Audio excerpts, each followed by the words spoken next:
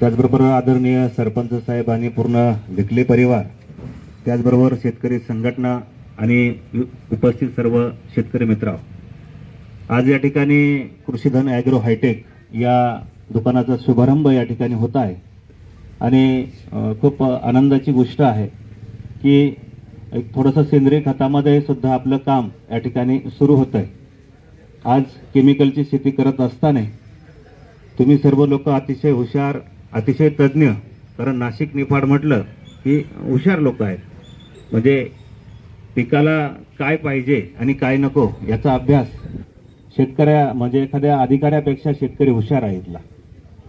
परंतु आज केमिकल खताने जी काही आपली द्राक्षाची शेती असेल किंवा डाळिंबाची शेती असेल तर अपेक्षित रिझल्ट या ठिकाणी मिळत नाही आणि म्हणून ते रिझल्ट आपल्याला मिळवण्यासाठी ऑर्गॅनिक शेती किंवा सेंद्रिय शेतीकडे आपल्याला जावं लागणार आहे।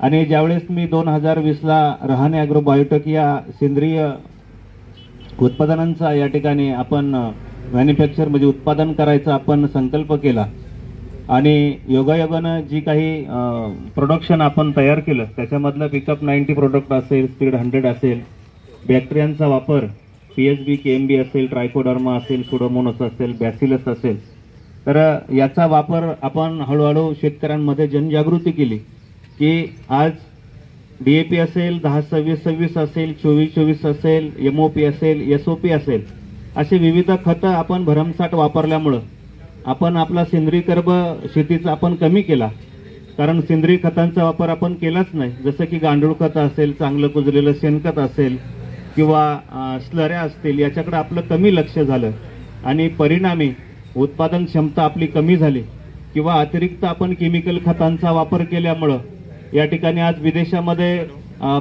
बातमी यायची पहिली की द्राक्षाचा कंटेनर हा त्यांनी रिजेक्ट केला, कारण हेवी कीटकनाशकांचा वापर केल्यामुळं आज विदेशामध्ये हे पैशावाले लोक आहेत तिकडं, त्यांना खाणं चांगलं लागतं, भले तुम्ही 20 रुपये किलोचा माल त्यांना 50 रुपये किलोनं द्या, पण मानसिकता त्यांना सेंद्रिय खताची म्हणजे सेंद्रिय खत वापरून केलेले प्रोडक्शन पाहिजे आणि आजच्या काळाची ती गरज आहे आणि म्हणून त्या दृष्टीने 2020 पासून आपण सेंद्रिय शेतीवरती शेतकऱ्यांना प्रोत्साहन देण्याचं काम करतोय। पिकअप 90 हा पूर्णपणे आपला हा ऑर्गॅनिक प्रोडक्ट आहे। आता डाळिंबामध्ये इथल्या बऱ्याच शेतकऱ्यांनी आदरणीय सुरेशजी डिकले साहेबांचा तो प्लॉट अगदी पाहण्याजोगता होता, अतिशय सुंदर रिझल्ट त्याच्यामध्ये आले। तर माझं काम तर ऑलरेडी डाळिंबावरती आहे, आता इतर काही शेतकरी द्राक्षाचे पण उत्पादक या ठिकाणी आहेत, भाजीपाल्याचे पण उत्पादक आहेत, पण डिकले साहेबांच्या विनंतीला मान देऊन आपण डाळिंब साईज कशी करता येईल या विषयावर आपण साधारणतः एक 15 मिनिटं बोलूया आणि तुमचा काही प्रश्न असेल तर तुम्ही मला बिनधास्त विचारू शकता, काही अडचण नाहीये। तर डाळिंबामध्ये प्रथमतः साईज करायची म्हटली की आज कन्सल्टंट असतील, दुकानदार असतील, ही जी रेग्युलरली खतं आपल्याला सांगितली जातात, जसं की 52-34 असेल, 60-20 असेल, नवीन आलेल्या ग्रेड 42-47 असेल, पण फक्त तीच खतं देऊन मला वाटतं की अपेक्षित साईज पर्यंत आपण जाऊ शकत नाही। मग आपण त्याला जोडीला रहाणे ॲग्रोचं पिकअप 90चा वापर तुम्हाला 3-4 ॲप्लिकेशन या ठिकाणी करता येतात। साधारणतः 15 दिवसाच्या अंतराने ॲप्लिकेशन केलं तर अतिशय सुंदर रिझल्ट या ठिकाणी प्लॉटमध्ये येतात। आता तुमच्या सारांच्या मनामध्ये प्रश्न चालू असेल की यामध्ये असं आहे काय की ज्याच्यामुळे रिझल्ट यामध्ये मिळतात, तर याच्यामध्ये ऑर्गॅनिक कार्बनचं पर्सेंट हे आपण 21% दिलंय की जे 50 किलोच्या बॅगमध्ये फक्त 10-12% असतं। त्याचबरोबर याच्यामध्ये जो ऑर्गॅनिक प्रकारचा जो नायट्रोजन आहे हा बऱ्याच प्रोडक्शनमध्ये हा 1%, 2% असा असतो, तर आपला हा साधारण 7%च्या पुढं आहे। ऑर्गॅनिक फॉस्फरस आणि पोटॅशची मात्रा बी याच्यामध्ये बऱ्यापैकी आहे, त्याच्यामुळे हा कॉम्प्लेक्स प्रोडक्ट असल्यामुळं भाजीपाल्यामध्ये टोमॅटोमध्ये ज्यांनी वापर केला, द्राक्षामध्ये ज्यांनी वापर केला, डाळिंबामध्ये ज्यांनी वापर केला त्याचे अतिशय छान रिझल्ट आले। दुसरा फायदा काय झाला याच्यामुळे की तुमच्या जमिनीमध्ये गांडुळाची संख्या पण त्याने वाढते आणि जे आपल्याला हिताच्या बॅक्टेरिया आहेत म्हणजे जसं की PSB असेल, KMB असेल, याचा काउंट पण वाढून गेला त्याच्यामुळे, कारण ह्या बॅक्टेरियांनाच अन्न काय आहे तर हा सेंद्रिय कर्ब हा आहे, ऑर्गॅनिक कार्बन म्हणतो आपण त्याला, तो आहे आणि परिणामी तो आपल्या शेतामध्ये उपलब्ध झाल्यामुळं या ठिकाणी अतिशय चांगली साईज होते। आता बऱ्याच शेतकऱ्यांचं असं पण म्हणणं येतं की 100% सेंद्रिय शेती करून डाळिंब येईल का, तर माझ्या अंदाजे तो 100% जर आपण सर्वच ऑर्गॅनिक वापरायला गेलो तर आपण त्याच्यामध्ये यश संपादन करू शकणार नाही. कारण बदलत्या वातावरणामध्ये कीटकनाशक आणि बुरशी म्हणजे कीटक आणि बुरशी यांचा प्रादुर्भाव वाढलेला आहे. तर काही प्रमाणामध्ये आपल्याला केमिकलचा वापर करावाच लागतो. जसं की बुरशीनाशक आहेत, स्कोर कवच म्हणा, मर्जर म्हणा, रेडोमिल म्हणा किंवा जी काही येतात कुमानियल वगैरे जी काही आहे त्या बुरशीनाशकांचा आपल्याला वापर करावाच लागणार आहे. फक्त त्याचा वापर अतिरेकी जो म्हणतो आपण, म्हणजे कंपनीनं जर सांगितलं 2 ml पर लिटर, तर आपण शेतकरी काय करतो, समजा 500 ml ची बॉटल जर असली, आपल्याला 200 लिटरला 400 लागत असतं, पण आपल्याला सवय आहे की बॉटल पूर्ण ओतून द्यायची. परिणाम होतं काय की ह्या किडींचा जो काही पॉवर आहे ना, रेजिस्टन्स पॉवर ज्याला म्हणतो आपण, हा आपण वाढवला. कारण ते 100 ml आपण आपल्या बॉटलमध्ये न ठेवता आपण टाकीत ओततोय. नुकसान तर आपलंच आहे ऑलरेडी, परंतु त्या किडी आणि प्रादुर्भाव त्यामुळे ते आणखीन पुढचं व्हर्जन निर्माण करतं. म्हणजे 2 ml चा डोसेज तिथं आपण 2.5-3 ml करायलाच नाही पाहिजे. कंपनीने जे सांगितलंय तेच करायला पाहिजे. जेव्हा आपण ऍडव्हान्स डोसेज करतो तर परिणामी आपल्याला कधी कधी असं वाटतं की आपण हायर औषधं वापरली तरी आपला रिझल्ट येत नाही.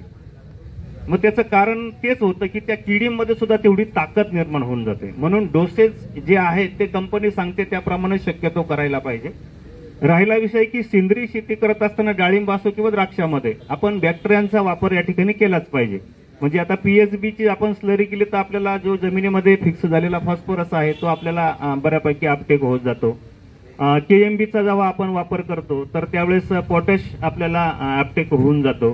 त्याच्यामुळं स्लरी नियोजन हे जरी थोडंसं किचकट वाटत असलं किंवा ज्याला काय म्हणतो की स्वस्ताचं जे आहे तर आपल्याला त्याचं काही महत्व नसतं, आहे का नाही. एखादी नवीन ग्रेड आली तिची 2000 रुपये किंमत असली तर आपण जरा त्याच्याकडे आपुलकीनं बघतो. पण 200-400 रुपये लिटरची बॅक्टेरिया आपल्या मनामध्ये कधी कधी बसत नाही, आहे का नाही. असं कधी कधी बऱ्याच वेळेस होतं. परंतु बॅक्टेरियांचा वापर या ठिकाणी करायला पाहिजे. ॲझोटोबॅक्टरचा जसे स्लरी एखादी आपण करू शकतो किंवा तिन्ही मिक्स हे पण बॅक्टेरिया आता अवेलेबल आहे. म्हणजे ॲझोटो, पीएचबी आणि केएमबी बायोमिक्स नावानं आपलं राहणे अग्रोच येतं. इतर कंपन्यांचं पण वेगवेगळ्या नावाने येतं. त्याचा वापर या ठिकाणी करायला पाहिजे. त्याचबरोबर या ठिकाणी सर्वात मेजर समस्या असते की आपण साईजवरती खूप चांगलं काम केलं उदाहरणार्थ, पण बऱ्याच जणांना भीती असते की जर तेले आला तर आपल्याला काय करावं लागणार आहे. हा एक समस्या डाळिंब बागामध्ये प्रमुख समस्या आहे. आता तेल्या हा खरा तर डाळिंबाचा कर्दन काळ आहे, पण एका बाजूने जर आपलं मॅनेजमेंट व्यवस्थित राहिलं तर आपण तेल्याला कंट्रोल ठेवून सुद्धा बऱ्यापैकी उत्पादन काढलेले हजारो कस्टमर शेतकरी आपल्याकडे आहेत. आता तेल्या कंट्रोल करायचं काम म्हणजे अतिशय सोपं आहे की आपण जेवढा कमीत कमी केमिकल खतांचा वापर करू आणि जास्तीत जास्त सेंद्रिय खतांचा वापर करू तर तेल्या हा बऱ्यापैकी कंट्रोलमध्ये राहतो.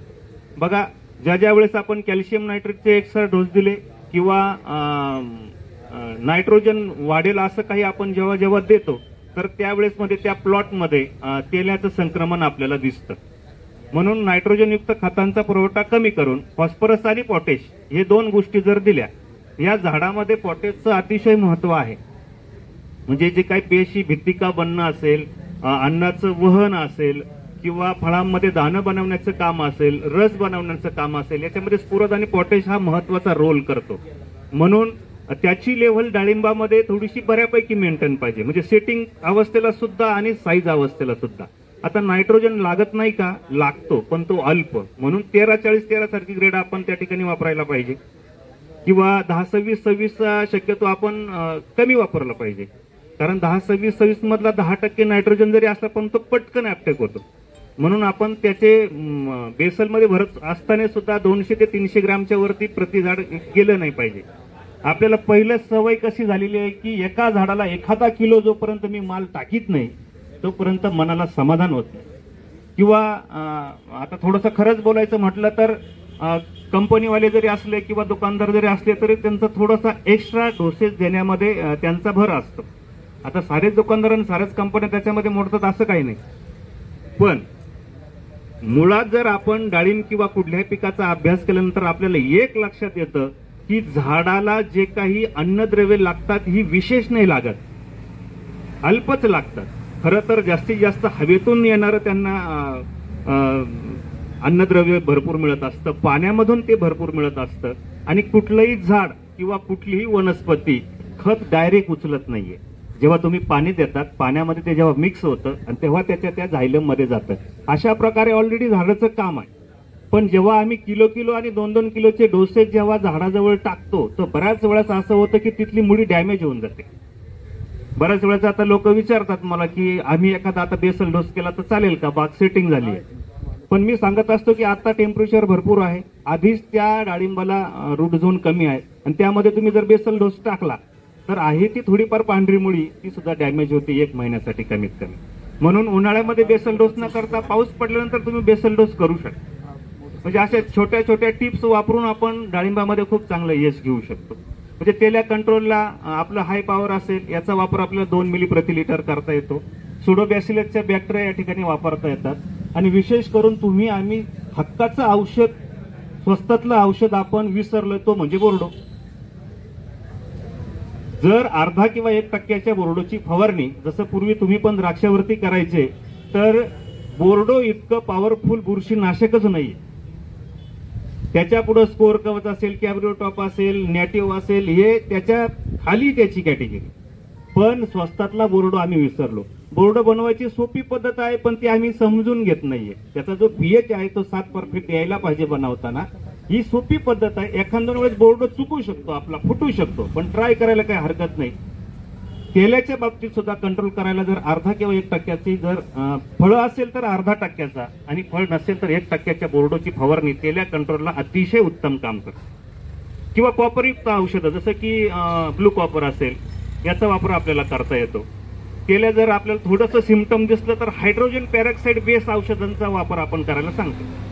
म्हणजे आता आपण हाय पॉवर आपला ब्रँड असेल, इतर कंपन्यांची वेगवेगळ्या नावाने येत असेल किंवा तुम्हाला मिळत असेल तर त्या प्रकारचं असे सोप्या औषधाने सुद्धा तेला कंट्रोल होतो.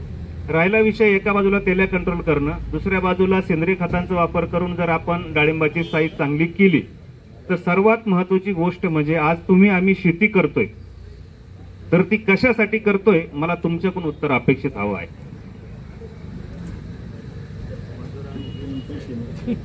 कंपन्या मोठ्या करायला करताय, दुकानदार मोठ्या करायला करताय, पैसे मिळवण्यासाठी का आपण करतोय बरोबर. पण आपलं गणित चुकतंय कुठंतरी. म्हणजे आपण भरोश्यावर राहतो, म्हणजे आपण अभ्यास करत नाहीये. म्हणजे माझं तर समग्र शेतकऱ्यांना या ठिकाणी विनंती आहे की जे काही पीक आपल्याला करायचं आहे, आता डाळिंबाच्या पिकाचे थोडंसं तुम्हाला थोडं नवीन असू शकतं कदाचित, तर या पिकाचा जर आपण अभ्यास केला तर अभ्यास केल्यानंतर हे अतिशय सोपं पीक आहे आणि त्याच्यातून आपण चांगलं उत्पादन काढू शकतो. मी कायम सांगत असतो साऱ्यांना स्वप्न आहे. म्हणजे नोकरदाराला वाटतं मी 4 व्हीलरमध्ये फिरलो पाहिजे, उद्योजकाला वाटतं माझ्याकडं भारीतली भारी गाडी पाहिजे, मोठा फ्लॅट पाहिजे. मग शेतकऱ्याला काही स्वप्न साहेब असतील का नसतील, आहेच ते त्याचे स्वप्न. पण त्याचे स्वप्न पूर्ण करण्यासाठी आपले जे ध्येय आहे ते थोडंसं चुकीच्या मार्गाने जात आहे. म्हणजे बऱ्याच वेळेस आपण मार्केटमध्ये जे विकतंय ते पिकवायला पाहिजे, त्या क्वालिटीचं पिकवायला पाहिजे, तिथं आपलं कुठंतरी मिसमॅच होतंय. शेजारच्यानं डाळिंब लावला म्हणून आपण डाळिंब लावला पण आपल्याकडे काही अभ्यास नसेल तर आपण कर्जबाजारी होऊ शकतो. म्हणून अभ्यासाअंती कुठल्याही पिकामध्ये या ठिकाणी आपण उतरायला पाहिजे. डाळिंब पीक अतिशय आज फळांचा राजा म्हटलं जातं डाळिंबाला. म्हणजे आज द्राक्षाचे बाजारभाव पाहिले, आपण चिक्कूचे पाहिले, पेरूचे पाहिले, स्ट्रॉबेरीचे पाहिले, या सारांपेक्षा आज डाळिंब हे पुढच्या नंबरला आहे, 1 नंबरला आहे. फक्त त्याची पिकवण्याची मेथड जर आपल्याला जमली तर डाळिंबामध्ये जे काही अर्थार्जन आहे, जे काही पैसे आहे ते अतिशय उत्तम होतात. म्हणून आज डाळिंबामध्ये आज नगर जिल्ह्यामध्ये हायेस्ट लागवड आहे. त्याच्यानंतर तुमच्या नाशिक जिल्ह्यामध्ये सुद्धा बऱ्यापैकी लागवड या ठिकाणी सुरू आहे. तर याच्यातून पैसे चांगले मिळणार आहे. याचा असं कधी होत नाहीये की खूप माल मार्केटमध्ये आला आणि याची 200-300 रुपये कॅरेट झालं, असं कधी होत नाहीये. कारण हा माल बांगलादेश असेल इतर देशामध्ये सुद्धा एक्सपोर्ट होतो. अहमदनगरचे डाळिंब आता अमेरिकेमध्ये गेले, आताच मागे कंटेनर गेला, 2-1 महिने झाले. म्हणजे अहमदनगरमध्ये जे काही डाळिंब पिकवलं होतं ते अतिशय उच्च क्वालिटीचं होतं आणि त्याच्यामुळं त्यांना उच्च रेट बी भेटला. आणि आपल्या सर्वांना भूषण आहे, तो नाशिक जिल्हा असो नगर जिल्हा असो, की आपल्या शेतकऱ्यांचा जो माल आहे की अमेरिकासारखा उच्चभूत देश स्वीकारत असेल, घेत असेल, ही आनंदाची गोष्ट आहे. पण तिथं काय लागतं, क्वालिटी. मग आपल्याला क्वालिटी बनवायला पाहिजे आणि क्वालिटी बनवण्यासाठी आपण जे प्रोडक्शन करतो, आता आमचं जसं ड्रीप वॉल असेल, मार्केटमध्ये अनेक कंपन्यांचे मायक्रोटन पण येतात. पण आपण एक ध्येय ठेवलेलं आहे की ज्या शेतकऱ्यांना आपल्याला आपलं प्रोडक्ट द्यायचं आहे ते क्वालिटी प्रोडक्ट द्यायचं आहे. म्हणजे मी काय फुकट तुम्हाला कुठलाच प्रोडक्ट देणार नाहीये आणि कुठलाच कंपनीवाला देणार नाहीये, पण मी एक करू शकतो की माझ्या शेतकऱ्याच्या चेहऱ्यावर तो प्रोडक्ट घेतल्यानंतर हा आनंद दिसावा, तो समाधानी दिसावा, त्याचं पीक चांगलं यावं. म्हणून जे काही प्रोडक्शन आपण रहाणे ॲग्रो बायोटेकनं दिले, ते स्लरी असो किंवा पिकअप 90 असो, मायक्रोन्यूटन असो, हे सारे प्रोडक्शन आपण चांगले देतोय. वॉटर सोलेबलच्या बाबतीत बी तसंच आहे की वॉटर सोलेबल जर आपण फक्त 52-34 आणि आम्हाला जर 150 रुपये किलोना पाहिजे असेल तर तुम्हाला क्वालिटीचं ते मिळू शकत नाही. त्याचा भाव थोडासा जास्त राहू शकतो 10-20 रुपयाने, पण आपण क्वालिटी त्याची टिकूनच आपण शेतकऱ्यांना देतोय. तर डाळिंबामध्ये तेल्याचं पण भीती नाहीये, आपण त्याला चांगली माहिती शेतकऱ्यांना देऊ. ज्यांना पीडीएफ पाहिजे तर आपण एक ग्रुप करून डिकले साहेब सर्वांना तेल्याच्या पीडीएफ आपण देऊ शकतो, कशा कंट्रोल करू शकतो. साईजसाठी काही शंका येत असेल तर त्याच्या पीडीएफ आपल्याकडे रेडी आहेत. त्याचबरोबर फवारणीचं नियोजन याच्यामध्ये काहींना जर माहिती पाहिजे त्याचे पीडीएफ आपल्याकडे रेडी आहे. तर तुम्ही फवारणी कशी करावी, उन्हाळ्यामध्ये किती दिवसांनी करावी. आता उन्हाळ्यामध्ये 10-15 दिवसाच्या अंतरानं जरी फवारणी झाली बुरशीनाशक कीटकनाशकची तर काही प्रॉब्लेम नाही. राहिला प्रश्न येतो पावसाळ्यामध्ये, तुमच्याकडे पाऊस थोडासा जास्त पडतो तर अशा काळामध्ये आपल्याला नियम तर 7 दिवसाचा आहे, पण एवढ्या दिवस थांबून ते खराब होऊ शकतं. जर रिमझिम पाऊस जर पडत असेल तर 3ऱ्या दिवशी किंवा 4थ्या दिवशी आपल्याला फवारणी घ्यावी लागते. ती कॉन्टॅक्ट फवारणी घेतली तरी चालेल. कॉन्टॅक्टमध्ये जसं M45 येतं, त्याचबरोबर ब्लू कॉपर येतं, या टाईप मधल्या फवारण्या जरी केल्या, एंट्राकॉल घेतलं तरी चालून जातं, M45 घेतलं तरी चालून जातं. आणि जेव्हा तुम्हाला हिवी घ्यायची आहे तर दोन्हीला मिक्स घ्या, जसं की स्कोअर कवच आहे, कुमानियल टिल्ट आहे, अशा मिक्स फवारण्या आहेत. असं सिंपल पद्धतीनं डाळिंब येतं, पण सांगणाऱ्यानं जर अवघडून सांगितलं तर ते मग तुम्हाला अवघड करू शकतं. बाकी डाळिंब हे सोप्या पद्धतीनं येतं. मी 2008 पासून डाळिंबावर स्टडी करत होतो डिकले साहेब. 4 वर्ष माझी स्वतःची बाग फेल गेली. मी फक्त दुकानदार बदलत गेलो. ह्या दुकानदाराला जमलं नाही का यांच्याकडे गेलो, त्यांना जमलं नाही का त्यांच्याकडे गेलो. असं करता करता बऱ्याच वेळेस माझ्या असं त्यावेळेस लक्षात आलं की आपल्यावर साऱ्या ट्रायलच चालू आहे आणि आपण काही सक्सेस होत नाहीये. मी त्या 2008 पासून 12 पर्यंत जेव्हा मी 4 वर्ष सलग फेल गेलो, त्याच्यानंतर मी ठरवलं की मी स्वतः अभ्यास करायला पाहिजे. आणि त्यानंतर मी विविध ठिकाणी फिरलो की जिथं जिथं जुने पुस्तकं ज्या लेखकांनी लिहिलेले होते की ज्याच्यामध्ये जवळेकडलक असेल, संगमनेरचा काही भाग असेल, अशा ठिकाणी बऱ्याच लेखकांनी त्यांचे रेफरन्स लिहून ठेवले होते. ते सारे रेफरन्स मी वाचले, त्याच्यामधून जे योग्य आहे ते बाहेर काढलं. त्याचबरोबर काही जे डाळिंब मार्गदर्शक होतं त्यांच्या स्वतः मी भेटी घेतल्या आणि कुठं काय कमतरता आहे, कुठं काय नाही आहे, काय करायला पाहिजे. जेव्हा अभ्यास केला तर 2013 पासून मग 2019-20 पर्यंत आपण अतिशय डाळिंबाची चांगली शेती करू शकलो. म्हणजे झालं काय होतं की ज्या 1 रुपयाच्या गोळीनं ताप उतरत होता सरपंच साहेब, तेव्हा दुकानदार 10 रुपयाची गोळी देत होता. म्हणजे मला हेच म्हणायचं की जर एखाद्या सोप्या प्रोडक्टनं आपल्याला गुण येत असेल तर आपण महागडा प्रोडक्ट का घ्यावा. हा माझा प्रत्येकाला, आणि माझं बऱ्याच दुकानदारांशी कन्सल्टंटशी सरपंच साहेब जमत नाही, कारण मी थोडा खरं बोलतो किंवा सांगतो की शेतकरी जे आपल्याकडे येतात यांना रिजनेबल रेटमध्ये प्रोडक्ट गेलं पाहिजे, त्यांना सल्ला आपला चांगला गेला पाहिजे, किंवा फक्त प्रोडक्ट विकणं हे आपलं ध्येय नसलं पाहिजे, त्याला सक्सेसफुली करण्याचं आपलं ध्येय आहे. तर अशा प्रकारे काम आपण अतिशय चांगल्या पद्धतीनं करतो. जगद्गुरु जनार्दन स्वामींच्या आशीर्वादाने हे आपलं काम सुरू आहे.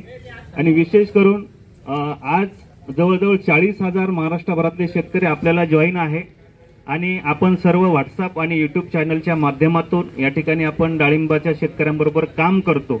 पण आपला हा सक्सेस पॉइंट जनार्दन स्वामींची कृपा समजा, तुमच्या सर्वांचे आशीर्वाद समजा, 99.5% आहे. म्हणजे आपण ज्याही शेतकऱ्याला ट्रीटमेंट दिली आहे किंवा त्याच्या शंकाचं समाधान, याचा सक्सेस रेट हा 99.5 आहे. एखादा बाग माझ्याकडूनही जात असेल, मी म्हणत नाही की 100% क्लिअर आहे, परंतु तुम्हा कुठल्याही शेतकऱ्यांना कुठलाही शंका असली तर सरळ तुम्ही मला कॉल करू शकता, आमच्या हेल्पलाईनला कॉल करू शकता, डिकले साहेब आहे, दुकानदार आहे, यांना कॉल करू शकता. डाळिंबाची व्यवस्थित चांगली माहिती राहिली तुम्हाला पाहिजे असेल तर युट्यूब चॅनलवरती जा, साईनाथ रहाणे टाका, तिथं आपले सर्व व्हिडिओ आहे. त्याच्यामध्ये डाळिंब लागवडीपासून तर हार्वेस्टिंग पर्यंत डाळिंबाच्या व्यापाऱ्याशी कसा व्यवहार करणार अशी माहिती देणारी एक बी कंपनी नाहीये. की तुम्ही डाळिंब पिकवलंय तर कुठल्या मार्केटला नेलं पाहिजे, किंवा 100+ तुम्ही सौदा करणार का. डिकले साहेब, तुमचा प्लॉट द्यायच्या वेळेस सुद्धा आपण डिस्कस केलं होतं, 100+ देणार, 150+ देणार, कारण आपल्याला काय आयडिया नसते. तो व्यापारी येतो म्हणून बोला 100 रुपये किलो द्या, 150+.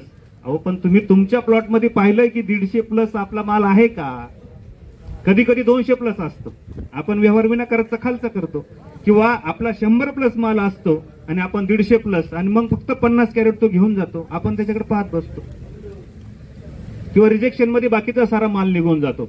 म्हणजे डाळिंब शेतकऱ्यांना माझी सर्वांना एकच विनंती आहे की आपण जसं पिकवू तसं इकेपर्यंत सुद्धा या ठिकाणी रहाणे ॲग्रो तुमच्या बरोबर असते. त्याचबरोबर विविध मार्केटमध्ये काय चालू आहे, कुठली खतं योग्य आहे, किती प्रमाणामध्ये घ्यायला पाहिजे. केमिकल खतं आम्ही काहीही विकत नाही.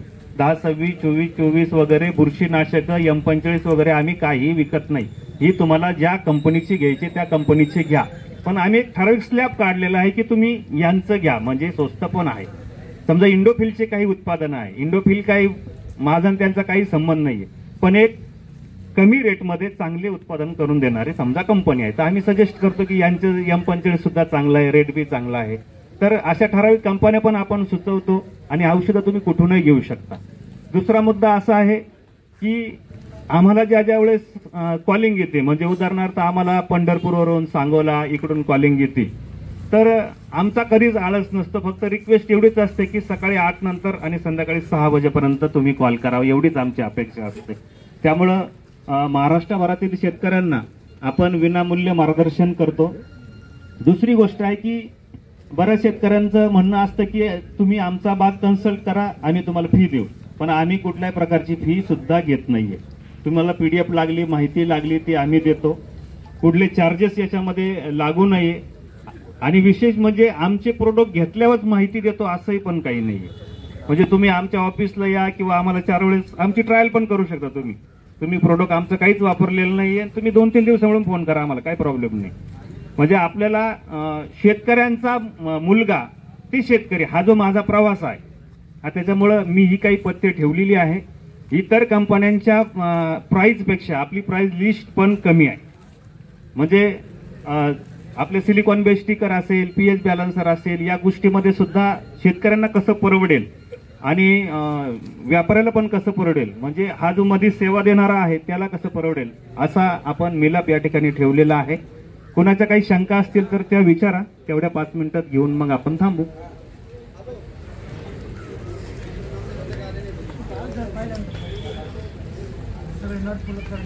हा, पहिला बार होता तुमचा.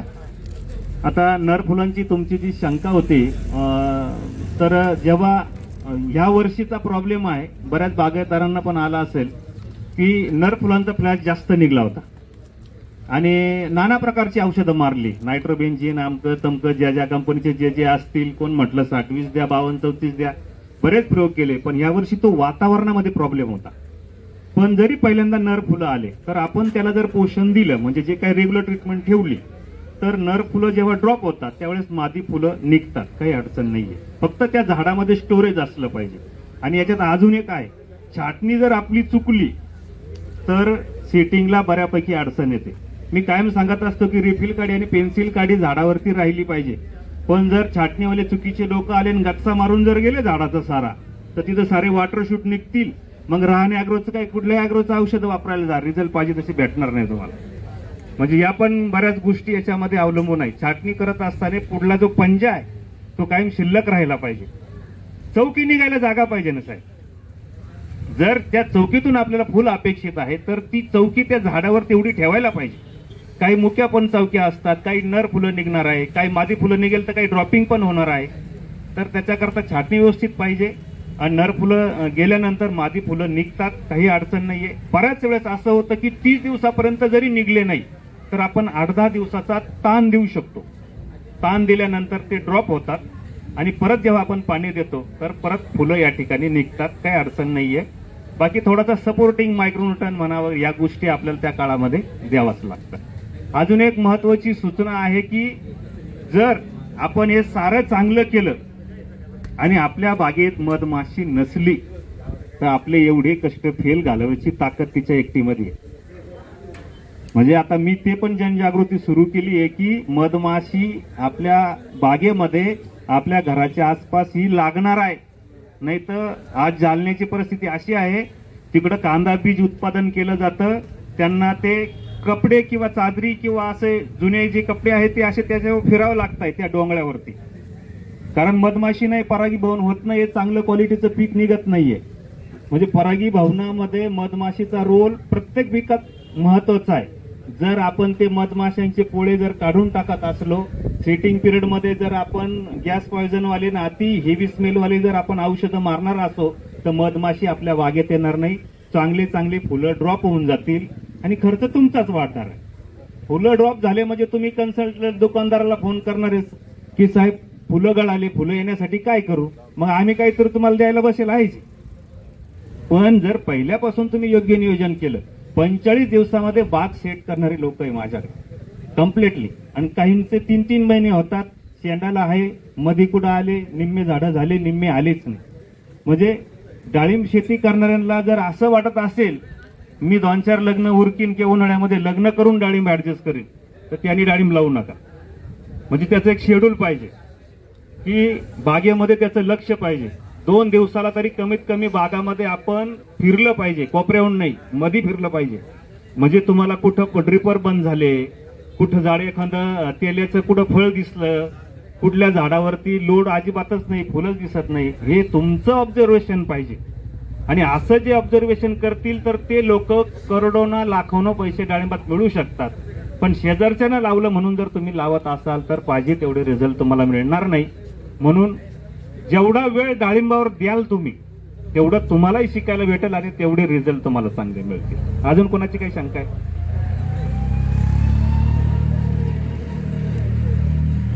पाठीमागं आहेत डाळिंबवाले, विचारा काय असेल तर.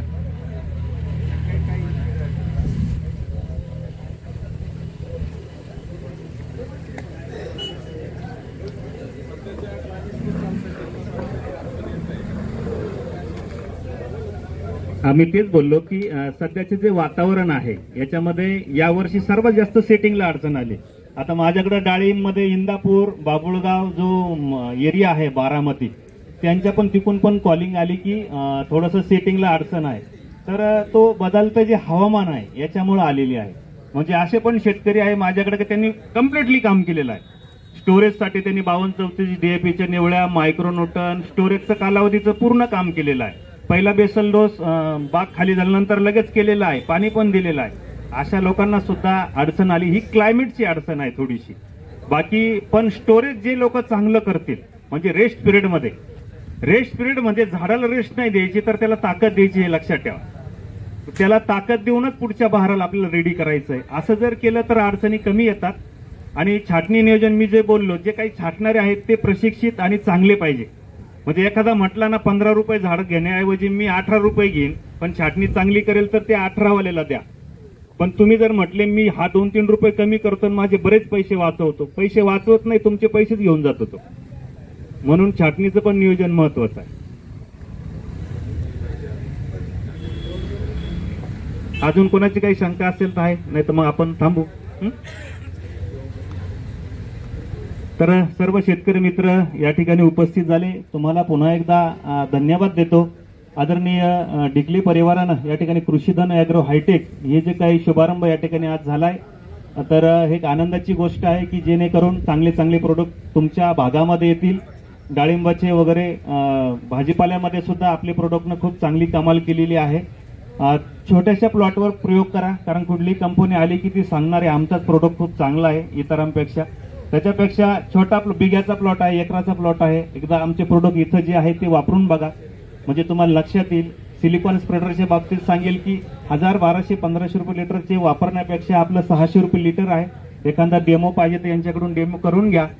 म्हणजे असे काही प्रोडक्ट आहे की ते एका बाजूला एखाद्या कंपनीचं 900 रुपयाला असू शकतं आणि एखाद्या कंपनीचं 600 रुपयाला असू शकतं, पण आपलं काम स्प्रेडिंगचं करायचं आहे. तर असे खूप चांगले प्रोडक्ट इथं आपण ठेवलेले आहेत, तर नक्की त्याचा तुम्ही लाभ घ्या. बाकी माहितीसाठी तर आमचा चॅनल आहे, आम्ही आहे. फक्त डिकले परिवाराला मी विनंती करतो की शेतकऱ्याला चांगली सेवा द्या. शेवटी ही माणसं आपली आहे, हे जगले तर आपण जगणार आहे, अशी जर भावना ठेवून आपण सर्वांनी काम केलं तर 2 पैसे तुम्हालाही मिळणार आहे, शेतकऱ्यांना मिळणार आहे आणि कंपनीवाल्यांना पण मिळणार आहे. अशा प्रकारे आपण सर्वांनी एक होऊन चांगलं काम करूया. आज या ठिकाणी या परिवारानं मला या ठिकाणी बोलवलं त्याबद्दल रहाणे अॅग्रोच्या बायोटेकच्या वतीने मी त्यांना धन्यवाद देतो. आदरणीय सरपंच साहेब, त्याचबरोबर सर्व शेतकरी मित्र, सर्व डिकले परिवारावरती प्रेम करणारे तुम्ही सर्वजण या ठिकाणी उपस्थित झालात त्याबद्दल धन्यवाद देतो. आपण सर्वांनी, तुमचा वेळ अमूल्य आहे तरी तुम्ही सर्वांनी मला ऐकून घेतलं त्याबद्दल मी धन्यवाद देतो आणि थांबतो. जय हिंद, जय महाराष्ट्र.